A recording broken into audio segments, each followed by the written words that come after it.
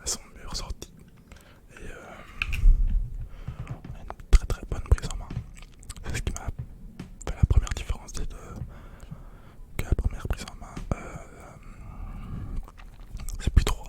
Du coup, j'étais moins habitué, mais quand on s'habitue, c'est très agréable. Les gâchettes répondent bien. C'est aussi un plastique comme l'autre. Elle me semble plus légère que celle de la Xbox 360.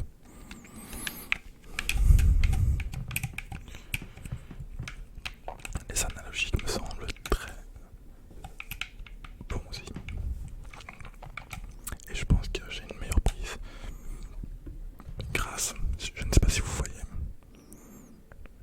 correctement, mais sur l'analogique il y a un petit rond en plus dessus qui permet de vraiment bloquer l'accroche du pouce dessus.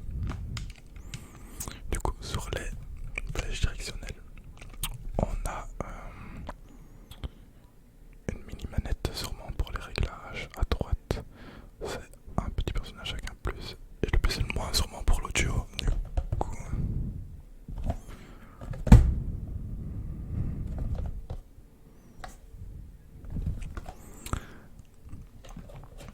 en tout cas, j'aime bien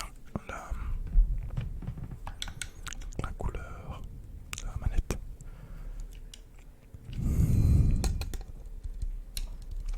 Celle-ci, elle m'a coûté 36€ au total.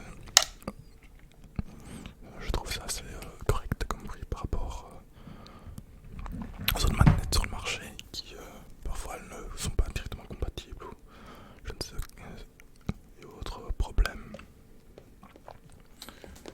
Du coup, voilà.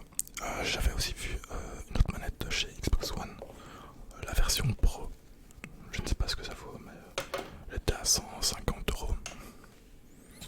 Je ne sais pas s'il y a de plus, peut-être du cuir ou quoi, pour justifier le prix. Peut-être la technologie utilisée dedans, mais je n'ai pas un niveau pro pour utiliser ce genre de manette. Je vais juste brancher le câble USB.